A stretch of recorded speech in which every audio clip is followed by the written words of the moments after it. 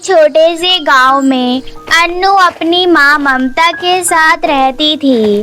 अन्नू की माँ सुंदर सुंदर साड़ियाँ सिला करती थी और अन्नू उन्हें बाजार में जाकर बेचा करती थी। साड़ियों से जो पैसे मिलते उन्हीं से उनका गुजारा चलता था। एक दिन अन्नू की माँ की तबीयत अचानक खराब हो जाती है। माँ की इलाज कराने के लिए अन्नू के पास पैसे नहीं थे। फिर अन्नू माँ से कहती है कि माँ, तुम चिंता मत करो, मैं इन साड़ियों को शहर बेचने जा रही हूँ। वहाँ इन साड़ी के ज़्यादा पैसे मिल जाएंगे। आते वक्त मैं तुम्हारे लिए दवाई लेकर आऊँगी। अन्नू उन साड़ी को एक पोटली में बांधकर शहर की ओर जाने लगती है। गांव से शहर के बीच एक नदी पड़ती थी। उस नदी में एक नाव थी। अन्नू उस नाव में बैठकर नदी पार करने लगी कि तभी नदी में अचानक तेजी से हलचल होने लगी और नाव पलट गई और सारी साड़ियाँ नदी में गिर गईं। अन्नू जैसे तैसे करके नदी से बाहर आ गई। हे भगवान, मैं क्या करूं? सारे लहंगे नदी में गिर गए। मैं अपनी बीमार माँ के लिए दवाइयाँ अब कहाँ से खरीदूंगी? ऐसा कहकर अन्नू जोर जोर से रोने लगी। तभी नदी से एक आवाज आने लगी। क्या हुआ बेटी, तुम यहाँ बैठकर क्यों रो रही हो? तुम फौरन यहाँ से चली जाओ। इस नदी में खतरनाक मगरमच्छ रहते हैं। अरे, ये आवाज कहाँ से आ रही है? तभी नदी से एक सुनहरा वृक्ष प्रकट होता है। बेटी, मुझे देखकर हैरान मत हो। मैं एक जादुई पेड़ हूँ जो किसी को दिखाई नहीं देता हूँ। सिर्फ नेक और अच्छे लोगों को ही दिखाई देता हूँ और उनकी मदद भी करता हूँ। तो आप मेरी मदद कीजिए ना, मेरे सभी साड़ियाँ नदी में बह गए। ऐसा कहते हुए अन्नू जादुई पेड़ से मदद मांगने लगी। तभी अचानक जादुई पेड़ के चारों ओर प्रकाश छा गया और उसमें ढेर सारी डिजाइनर साड़ी का पेड़ भर आया। तुम चिंता मत करो बेटी, जिसकी मदद से तुम बहुत अमीर बन जाओगी। यही वो जादुई साड़ी है जो मैं तुम्हें दे रहा हूँ और अब तुम्हारे सारे दुख खत्म हो जाएंगे और तुम अपनी माँ का अच्छे से इलाज भी करवा सकोगे। बहुत जल्दी से तुम इस साड़ी को घर जाकर पहन लेना, फिर देखना इसका जादू। साड़ी देखकर अदृश्य हो गया वो जादुई शक्ति का पेड़ और जादुई शक्ति से अन्नू हवा में घर जा पहुँची।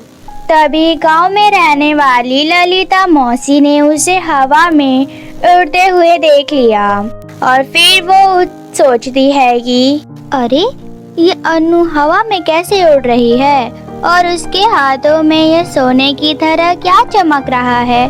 जरूर कुछ गड़बड़ है, मुझे सच्चाई का पता लगाना ही होगा। इतना कहकर ललिता मौसी अन्नू के घर की खिड़की से अंदर झांकने लगती है। इधर अन्नू जल्दी से वो जादुई साड़ी पहन लेती है। उसके बाद उस साड़ी से तेज रोशनी निकल रही थी, जिसे देख अन्नू की माँ ममता आश्चर्य से बोलती है, अरे अन्नू, तुम्हारे पास इतना कीमती साड़ी कहाँ से आई? माँ, मुझे ये साड़ी नदी किनारे एक जादुई पेड़ ने दी है। इस जादुई साड़ी की मदद से हम अमीर बन जाएंगे। हमारी सारी परेशानी भी दूर हो जाएगी। ऐसा कहकर अन्नू खुशी से नाचने लगती है। तभी अचानक साड़ी में से सोने के सिक्के गिरने लगे। अरे वाह, ये तो सच में जादुई साड़ी है बेटा। इन सिक्कों को बेचकर हम अब जल्दी अमीर बन जाएंगे। हमारे दुख भी दूर हो जाएंगे। और पीछे से खिड़की में ललिता मौसी खिड़की से सब देख रही थी। सोने के सिक्के देखकर उसके मन में लालच आ गई। मुझे तो किसी तरह उस जादुई पेड़ के पास जाना था। साड़ी हासिल करना ही होगा, जिसकी वजह से मैं भी लखपति बन जाऊंगी। इतना कहकर ललिता मौसी लालच में आकर नदी किनारे जा पहुंची। वहां खड़ी होकर रोने का नाटक करने लगी। हे भगवान, मैं लुट गई, मैं बर्बाद हो गई। भगवान के लिए कोई मेरी मदद करो। ललिता की ये आवाज सुनकर जादुई पेड़ प्रकट हुआ। तुम कौन हो? रो क्यों रही हो? क्या बताऊं, कल मेरे घर में आग लग गई। मेरे घर से सारे कीमती सामान और पैसे जलकर राख हो गए। इसीलिए यहाँ आपके पास मदद मांगने आई हूँ। मैंने सुना है आप जादुई साड़ी देकर लोगों की मदद करते हैं।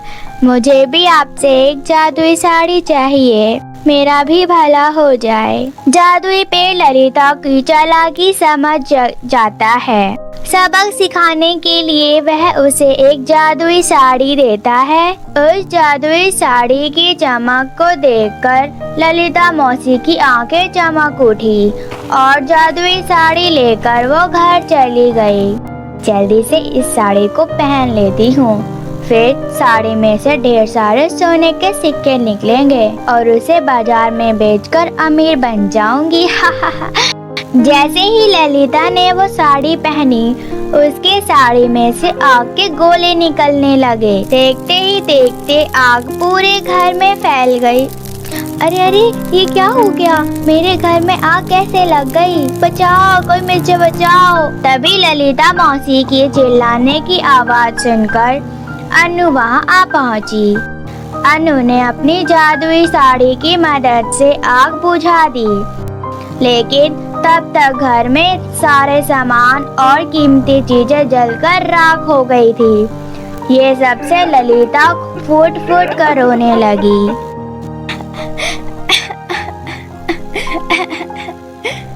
हे भगवान, मैं बर्बाद हो गई।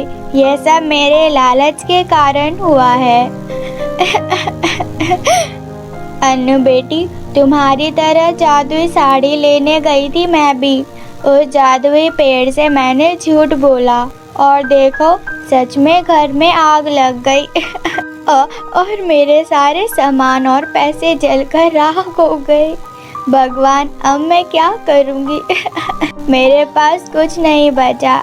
ललिता मौसी की यह दशा अनु को देखी नहीं गई।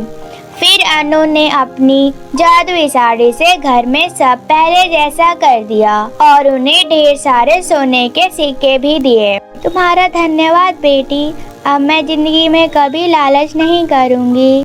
उसी तरह जादुई साड़ी की मदद से अनु कुछ दिनों में बहुत अमीर बन गई और अपनी माँ का अच्छे से अस्पताल में इलाज करवाया और खुशी खुशी अपनी माँ के साथ रहने लगी।